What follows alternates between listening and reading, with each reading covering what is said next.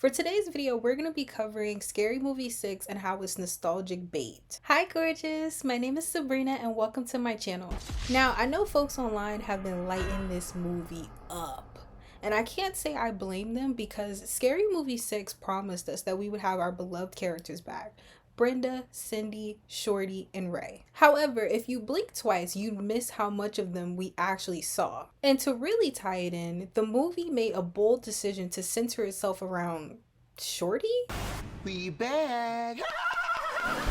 The Wayans brothers may have known their audience in the early 2000s, but it seemingly feels like over the years, they got too overconfident to think that we cared more about Shorty than Cindy and Brenda. The iconic duo definitely held up their end of the bargain and they made me laugh so much every time they were on the screen, and I know it made them a lot of money. However, their whimsical charm and star power was not enough to make this movie likable. Let's recap this nostalgic chaos. Scary Movie 6 stars the children of our favorite characters and how they fall into the all too common the killer Ghostface as after the children to get to the OGs, which is their parents. It's a timeless trope that we see time after time again. To me, it never really gets old. It's just how it's executed, and I feel like this movie does execute it well.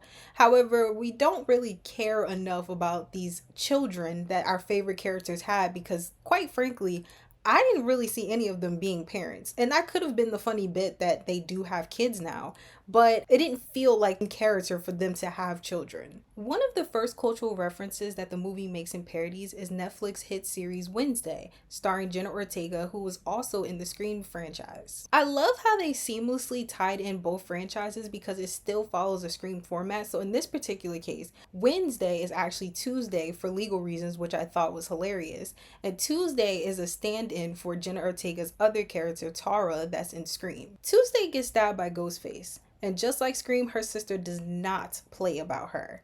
Now, in Scary Movie 6, her sister is called Sarah, but in Scream, her sister is called Sam. So Sarah is hilariously on drugs, and she works at a Final Destination Bloodlines theme park with her boyfriend. This was the movie's second cultural reference, which I really enjoyed, because as we're being introduced to Sarah as this unstable, wacky character, we're also experiencing the roller coaster literally flying off with people screaming and just tragically blowing up in the background, which I thought was very funny. I will note, this was the first instance where I realized the movie was heavily relying on nostalgia because Final Destination has not even so much referenced a roller coaster in years. But I also just assumed that this was a fun virtue signing and a callback to Final Destination as a, hey, they're back, we're back too. But it ultimately just felt outdated, and I wish that the joke here was a bit more current. But overall, I still felt like it was a strong, fun scene to experience. They also did add the little jerk piano kid at the end, but it was pretty much a shoulder shrug because Final Destination Bloodlines already told that joke. Sarah finds Tuesday in the hospital after being notified, and she pretty much finds out that there is a killer on the loose. And much to her dismay, she knows that there is one person in the whole world who will know who this killer is. And unfortunately for her, it's her mother, Cindy. Now, I was so ecstatic because this was one of the more iconic scenes in the movie where we get to see Anna Faris, because we haven't seen her for a very long time, reprise her roles as Cindy. And Cindy essentially now acts as the grandmother from Final Destination Bloodlines, which I thought was on par with her character because she's already a bit freaky and weird. And they're pretty much trying to find answers as to how her encounter went with Ghostface and how they can take down Ghostface. And in the same scene, we also learn a fun fact that Cindy has two children, which is Sarah and Tuesday. Now, Sarah and Tuesday are by Bobby, and I love that we still have that little bit of lore from the previous Scary movies about Cindy and Bobby's relationship. But unfortunately, Cindy and Sarah have a bad relationship because Cindy is literally traumatized by her encounters with Ghostface, so she keeps to herself out of protection for herself and her children. Makes sense. So after the conversation with Sarah and her mother, Sarah and her boyfriend then go to see Doofy. Now, Doofy is not one of my favorite characters or even a character that I like to acknowledge for a number of reasons because usually his scenes are just over the top and just gross.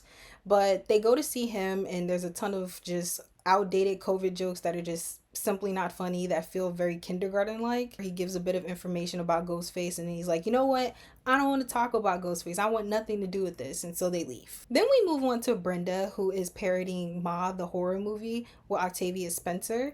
And I thought that this was very fitting and it was fun because Regina Hall is literally so funny. And I think she's so charismatic and her laugh is just infectious. And she really brings this parody to life. And we quickly learn that Brenda and Ray have children together because she's dropping them off at college. And I want to say that the original characters, correct me if I'm wrong, I feel like her kids were more so social commentary, whereas Cindy's kids were direct parodies of pop cultural references. Now, personally, I was not a fan of this because I truly feel like Brenda and Ray would have more interesting children. They would at least feel like them. Like, Cindy is naturally funny crazy, and it makes sense for Tuesday to be her child because she lacks emotion. But then it also makes sense that Sarah will be her child because she lives in her mom's shadow and she hates her. So she has her own type of whimsy crazy that is reflective of her mom. And then we have Brenda's kids. She has one that's too woke and one that's sexually naive.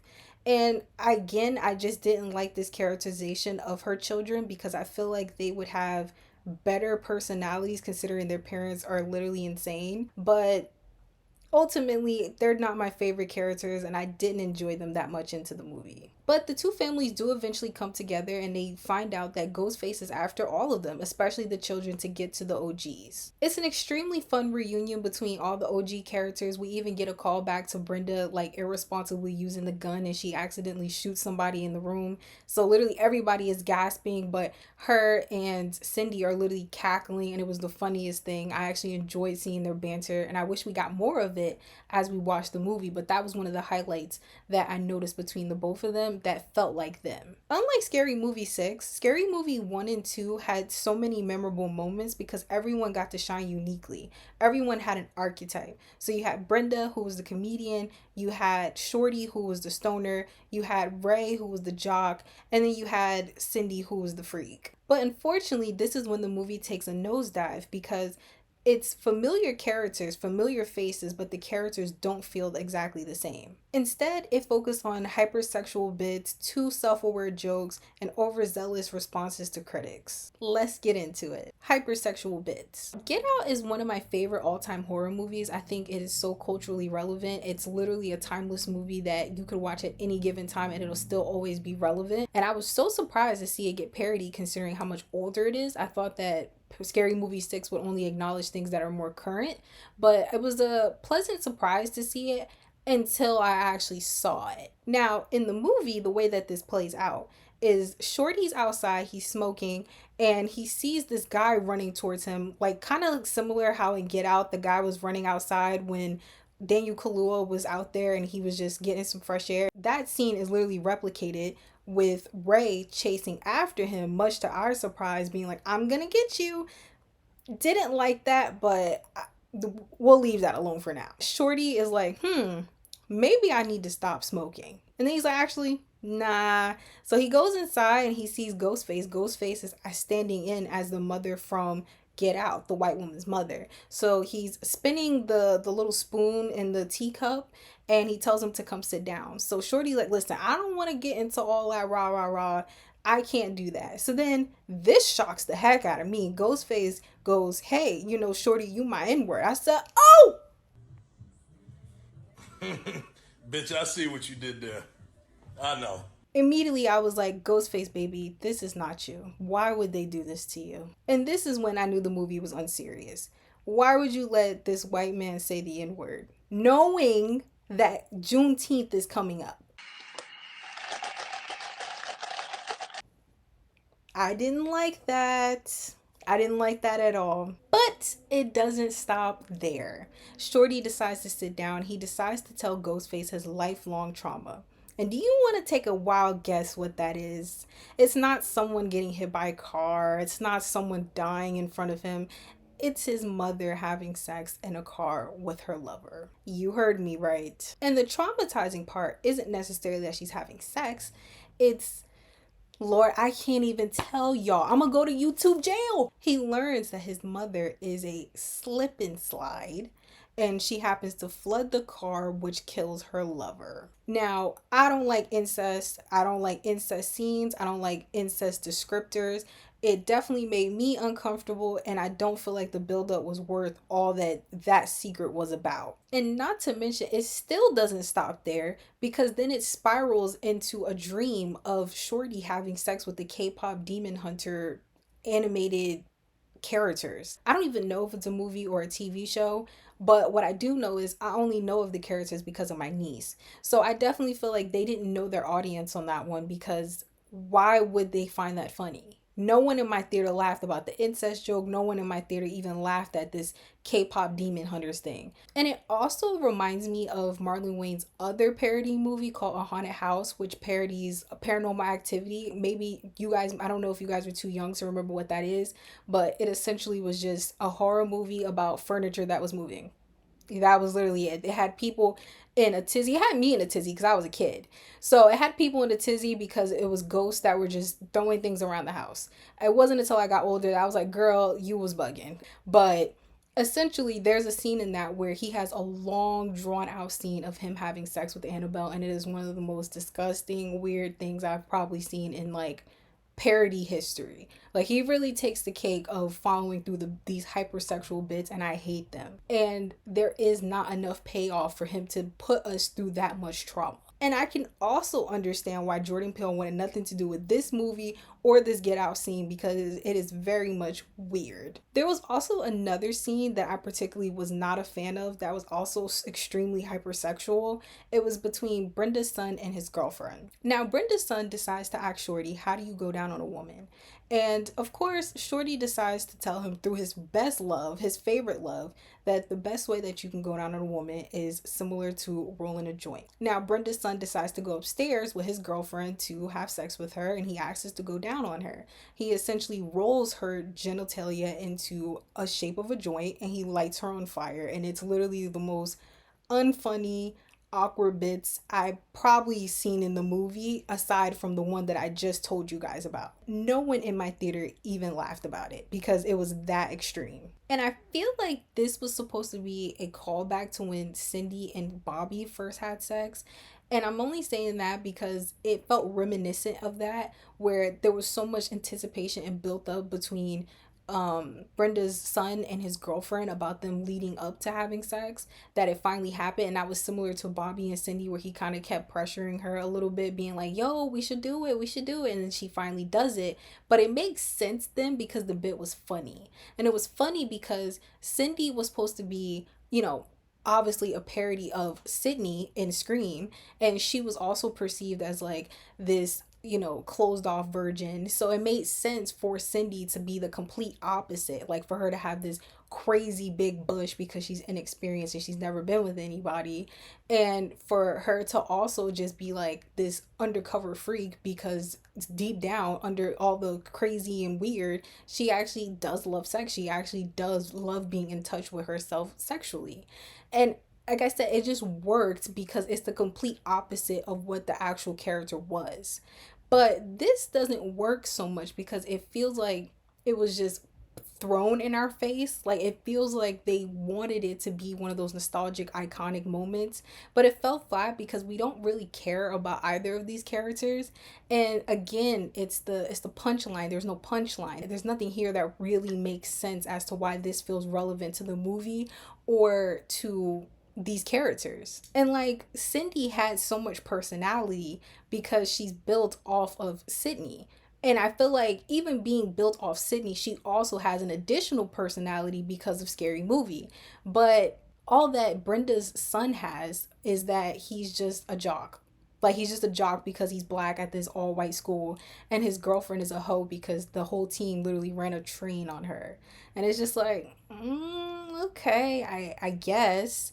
Like these are not really personality traits, but the movie makes it a personality for both of them. So ultimately, it just feels like a bunch of misogyny just for the sake of, like, at least everything that happened to our main core four characters from Scary Movie 1 to 2 till now, it makes sense why these things are happening to them because of their characterization. Like, even though they're built off of parodies of actual other characters, it would make sense as to why they would be put in the situations that they are. However, these new gen characters, it feels like they're kind of just being shoved in different places to move the plot without actually needing to make sense. And to me personally, I just feel like a parody is supposed to mean something. It's supposed to say something. It's supposed to be a mockery of something so that it can have a conversation centered around it, whether it's boring, it's cringy, or to make something lighthearted. And in this case, it feels like Scary Movie 6 isn't actually holding its audience's hand. It feels like it's conditioning them to endure the traumatic pain that they feel in real life. Like, I can take a joke, I can take a dark joke, it just depends on what it is and how far it goes. But my main issue with Marlon Wayans and the Hypersexual Bits and just how it treats Scary Movie 6 is that it takes a lot of sexual assault jokes and unwarranted violence against marginalized groups, and there's no payoff. There's nothing actually being said. There's no commentary around it. It's not even condemning it. And I have a problem with that because that's what parodies are supposed to be. It's supposed to actually give a message, but there is no message. It definitely feels like they're just laughing at people's pain, and they're normalizing laughing at people's pain just for the sake of. And also, if you're currently enjoying the video, please don't forget to hit that like button for me. As for my next point, too self-aware jokes. There's a they them scene that was highly anticipated from the trailer. It's a direct callback to Scream 6 where Tara and her sister are on the train and there's all these ghost faces and they're not for sure if one of them is the killer. It's a tense scene, and I also love the fact that Scary Movie 6 decided to, ironically, considering that this is their 6, I love that they decided to parry that directly, and I was really interested to see where they were going to take it, but unfortunately it didn't go down the route that I thought it would. Ghostface stabs Brenda's daughter, and a woman next to them literally screams and goes, "He just stabbed her." And so Brenda's daughter's like, "He stabbed them." And literally there's some commentary there about how like millennials and just boomers, they don't respect pronouns. So the woman gets upset and she's like, "How dare you? I can't understand pronouns and I'm having a hard time remembering because I'm older."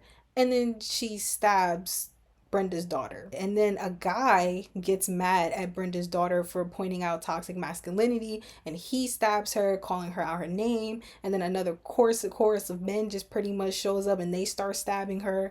And the scene itself is really just distasteful. Like, I identify as they, she. So I personally wasn't offended. If anything, I was more offended that it wasn't funny.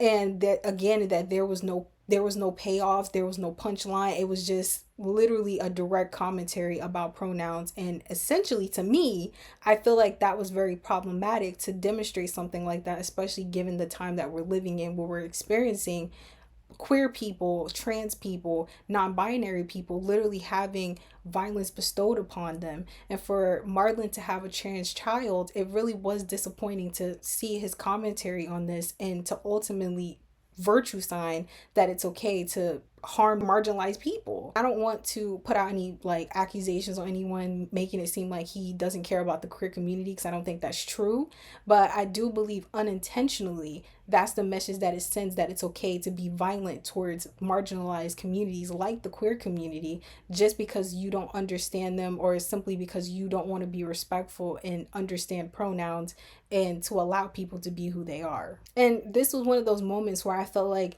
it could have been addressed in a very funny but also just thoughtful way. Like, I truly feel like this scene desensitizes people to this type of violence. And as a queer ally, there should have been some sort of condemning of this behavior, or at least some sort of social commentary that felt fair. Not to mention, another character that I want to highlight that I definitely feel like was too self-aware was Ray.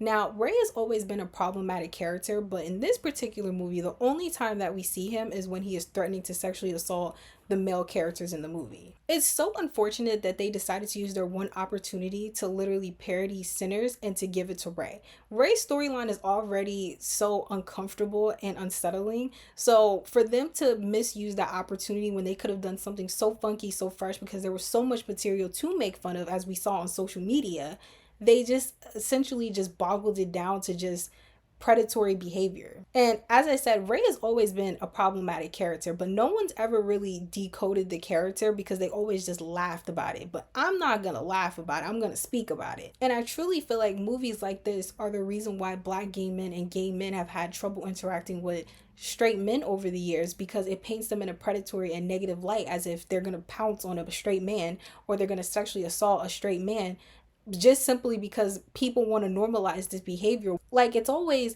laughs and giggles when it doesn't pertain to your life. And I understand that it's a parody, it's supposed to make fun of everyone, but again, there needs to be a punchline. It needs to make sense. And Ray is a character that they will call out. The only type of behavior they will call out, but it's to not call it out because it's bad. It's one of those, whoa, chill, Ray, relax, you not gay like that. And I want to note, I will never be that person that's like, oh, am I too woke? Am I that woke friend? No, because that's corny to me. I'm always going to tell you how it is and why it is that way. Because at the end of the day, you should say what you want to say and stand on it, regardless to whatever the backlash is. And in this particular case, I'm going to say that this movie was not okay with how it treated black gay men or gay men in general. And I don't believe that Scary Movie 1 or 2 did as well. I just feel like Marlon Wayans has already expressed his distaste for cancel culture. Like, he absolutely hates it. And he literally marketed the movie to be against cancel culture and making Gen Zers mad.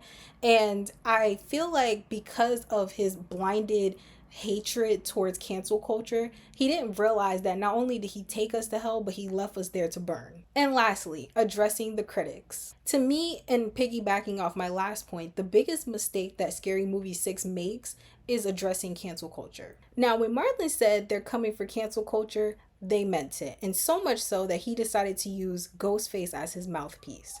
This was one of the major qualms that I also had about the movie, is because yes, Ghostface had commentary in Scary Movie 1 and 2, but in Scary Movie 6, he has a lot to say, more than I feel like is necessary. He got Ghostface saying the N-word. He had Ghostface literally hit a black man, Brenda's son, on the back with a whip. He also made a lynching joke. And to me, I feel like this just truly disrupts the true nature of Scary Movie. The movie is self-aware, yes, but Scary Movie 6 is too self-aware, almost to the point of a detriment, because it's not providing social commentary about why these things were harmful anymore. It's literally making Ghostface do things that are out of character. I feel like Scary Movie 6 removed the goofy, fun behavior that we expected out of Ghostface and made it dark. Scary Movie used to be so good to people that to this day, people still think that certain scenes are from Scream, when that used to be good. And not to mention, I also just feel like this is a frequent theme in like the Wayans brothers productions in general, their TV shows,